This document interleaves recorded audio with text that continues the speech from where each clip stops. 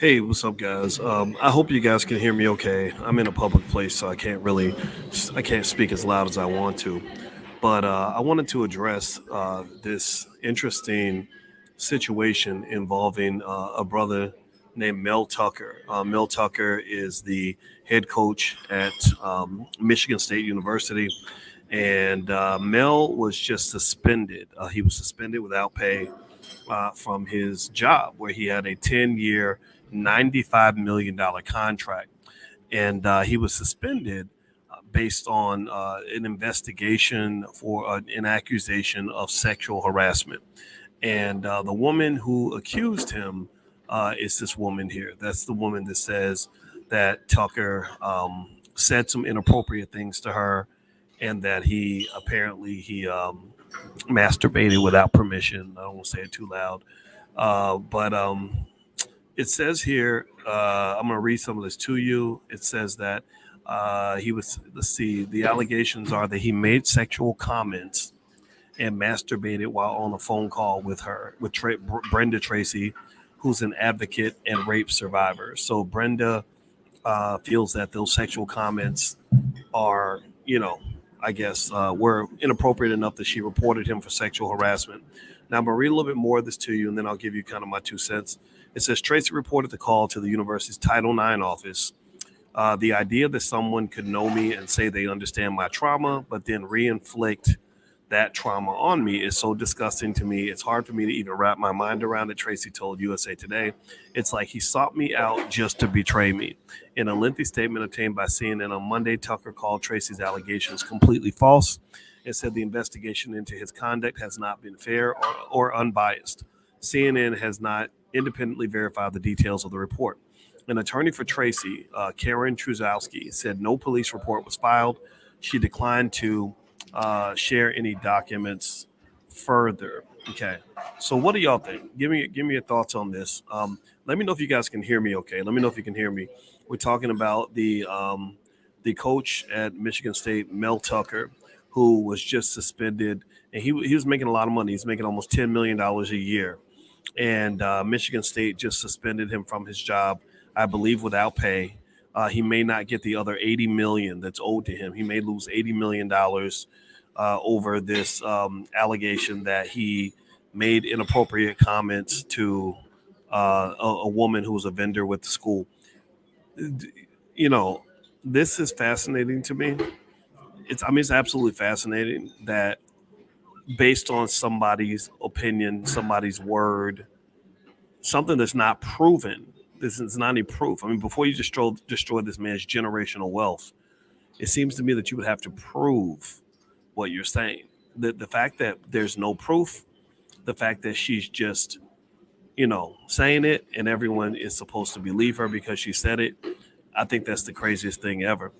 And let me know, can y'all hear me? Give me a yes if you can hear me, okay? Because I'm in a public place. I can't talk as loud as I want to. I'll try to talk more so on the microphone so you can hear me. But let me know if you can hear me. But anyway, I just think that it's utterly fascinating, and it's really even Title IX is a type of white privilege that is given to white women. I know a black man who was in a Title IX investigation, and I this was what I was involved with, and I actually helped him, I advocated for him, and basically a white female in his class said, he said something that made me uncomfortable, and so they go to him and they said, you're under investigation because a student says you violated her in some way. And he's like, well, what did I say that was uncomfortable? They said, we can't tell you. He said, well, who was the student? They said, we can't tell you. And he said, well, what's going on? Like, what am I being accused of? They said, we can't tell you. So this man who had spent 20 years building his career, a distinguished career, by the way, had all this in jeopardy because somebody just came up and said, he made me uncomfortable. And I find that really, I mean, I want you to really process this, that black men can lose millions of dollars by making white females uncomfortable. I just really think that is deep. I think that's fascinating. I think it's kind of scary and kind of crazy.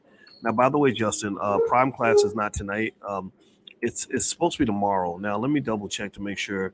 Now you got me concerned to make sure that the Zoom link was switched out properly. I hope it was switched out because it's supposed to be tomorrow night, Justin. So we're gonna do prime class tomorrow night, Justin. We couldn't.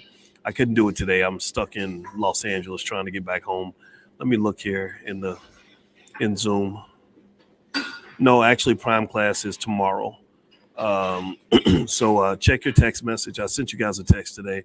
Yeah, we're gonna meet tomorrow night at 8:30 Eastern, Justin. So thank you for Justin made me nervous, but yeah, we are gonna meet and have prime class. So if you want to take a look and join us, just go to drboyceprime.com if you're interested. Also, we have a social media platform called blagenough.com, and the URL's on the screen. You have to apply to get in. If you're not, I only want decent people in there. I only want quality people that like intelligent conversation. If you're coming in there to act a fool, we're not going to let you in. But it's a private network, so if you're interested in joining, it operates a lot like Facebook. So the URL's on the screen, so feel free to apply. So anyway, so this brother Mel Tucker at Michigan State, of course, he's denying everything. He's saying I didn't do anything wrong. And what's fascinating is, it's interesting to me that when she says he made me uncomfortable, right? As if making, a white female uncomfortable is the worst thing a black man can do. Like that's a crime. Like you're a criminal because you made her uncomfortable. I don't know how. Give me a guess. How many of y'all have ever been made uncomfortable by somebody? How many of y'all have ever had somebody say something where you're like, I'm not really comfortable with what you just said? Yeah. Can you imagine? I want you to process this. Can you imagine having the power to destroy somebody's whole career? Make sure their family doesn't eat, possibly send them to jail, or definitely get them fired from their job just because they made you uncomfortable. Imagine if every person that ever made a black person uncomfortable on their job, lost everything, lost their whole career, lost their whole livelihood. You know, don't nobody give a damn if you're comfortable or not. I'm sorry. I mean, I get it. I'm not a fan of harassing women. I don't believe in any of that. I don't believe in any of that. But the idea that this man might lose $80 million because he made somebody uncomfortable with his words. If you take that much money from this man, you better have some damn proof. And you better have some proof that he really injured her. I'm sorry. If I'm on the phone with a woman and let's say, she's claiming that he masturbated without permission. If I'm on the phone with a woman and a woman masturbates without permission, you know what I'm gonna do? I'm gonna hang up the damn phone. I'm gonna say, stop that. That's nasty. Like you a hoe. Quit that stuff. But I'm not gonna be like, let's destroy her because she made me uncomfortable. I'm not even saying the brother did it. That's the other thing too. What's up, Jeff? Jeff Lightsey Jr., my man. You and I got to get on. We got to get online again, Jeff. Me and you got to get on here and talk at some point. Once I get back, let's hit me up, man.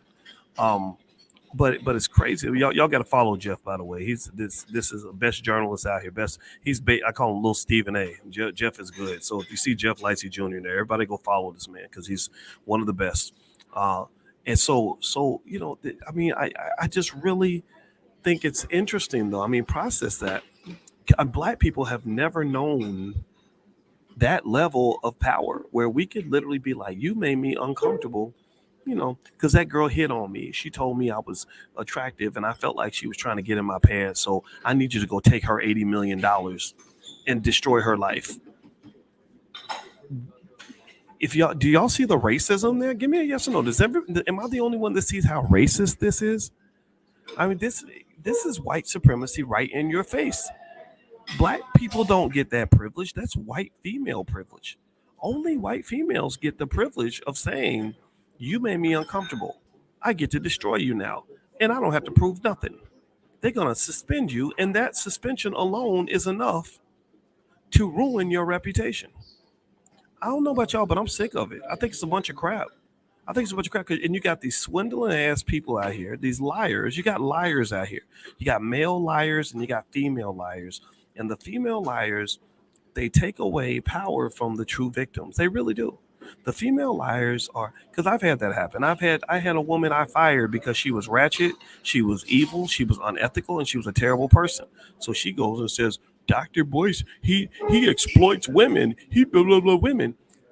My wife, like my wife ain't never seen me harming no woman.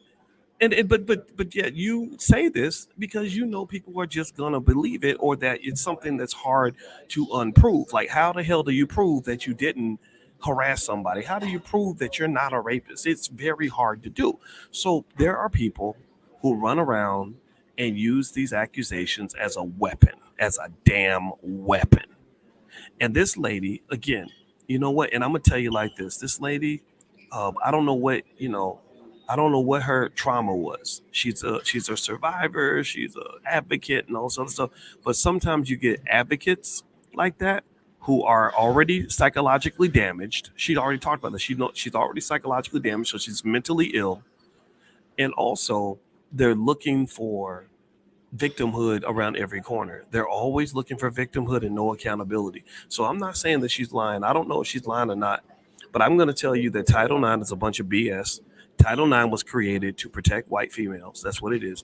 I saw a black man in complete distress, total distress, when he was under a Title IX investigation, and he didn't even know why he was being investigated, and it ended up being totally baseless. Literally, it was a student who failed the class, who was mad, who decided that she wanted to just make an accusation to ruin his life. There are people who weaponize this stuff, and I don't know if this lady did this. I have no idea, but I am going to say, um, if you got this man's career on the line, you better have your proof. If you got his 80 million on the line, you better have your proof. If you got his reputation on the line, you better have your proof.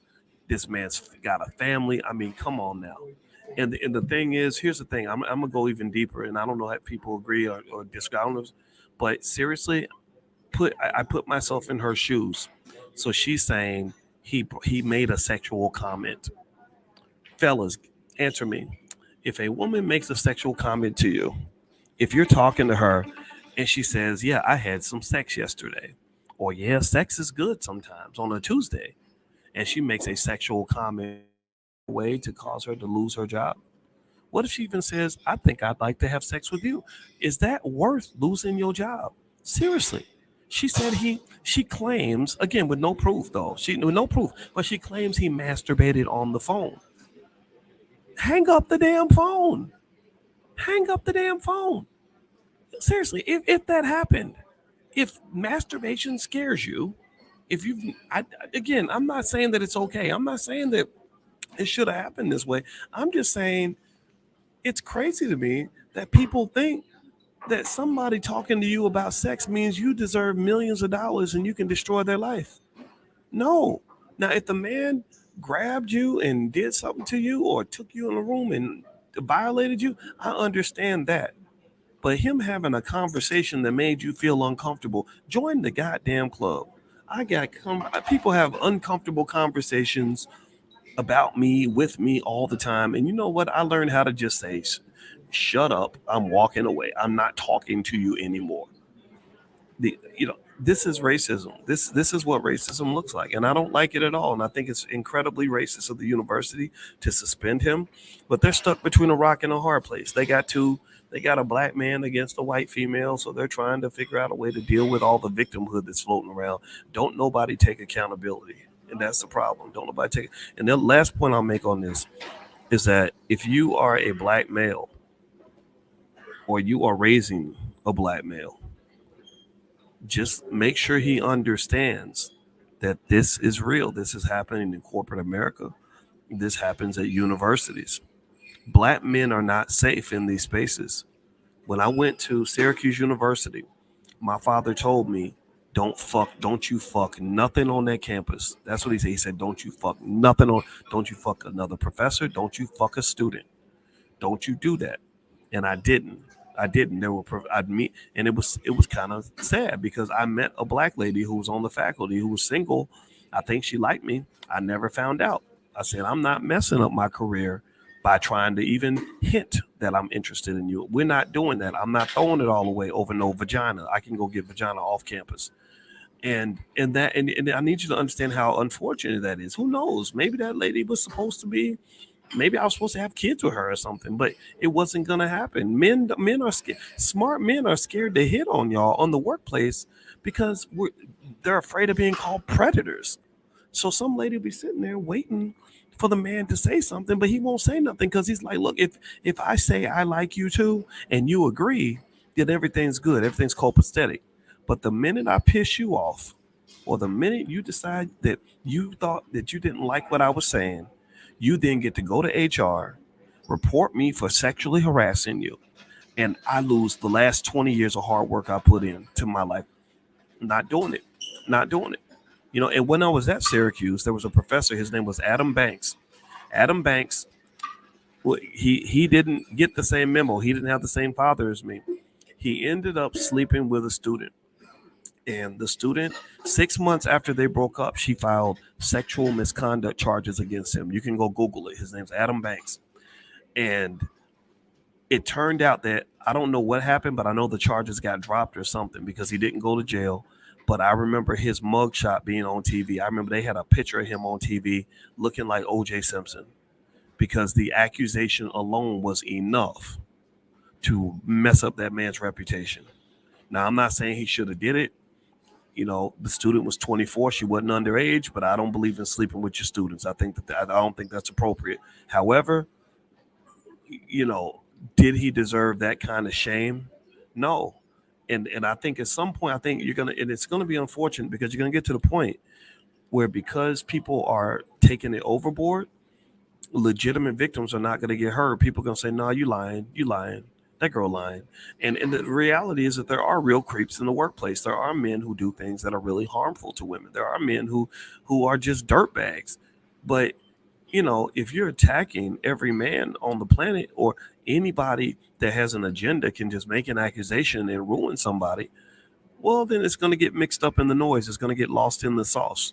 This man might lose $80 million in his contract because literally, I mean, think about this. Because somebody said you talked about sex to me, like you ain't a grown ass woman, like you just really are that traumatized by someone talking to you about sex that you think this man should lose $80 million in his whole career. Get out of here, that nonsense. That's just stupid. That's stupid. Anyway, I gotta go, guys. I finally, I was live earlier because I was waiting on my airplane. That plane actually broke down, so I'm still sitting in the airport, but I'm about to head on out of here now. But by the way, our social media platform is called Blag Enough. So if you want to join us at Blag Enough, go to blagenough.com. The URL's on the screen. Like I said, you have to fill out a questionnaire. We have to be accepted in. We have to keep the bots out, and we want to keep the Negro naysayers out, and all the bearded babies out. The bearded babies are like these weak ass, punk ass men who don't take accountability, who just troll and gossip, chatty patty like little bitches. We don't want any of that in our space. We want people that want to build. We want quality people. We want people that believe in education, that love black women, that respect black family. Those are the people that are invited. So if you're not in that category, don't even apply. But if you are, then that's the place for you. Blagenough.com. That's the URL. Also, feel free to go to my website, boycewatkins.com. There's plenty of free stuff. And my new book is called The 10 Commandments of Black Economic Power. You can find it on Amazon. Make sure you read the reviews. All right, I'm out of here, guys. Have a good night, and thanks for listening. Sorry about the whispering. I'm in a public place, so I don't want to be too rude. I'll talk to you later. Peace.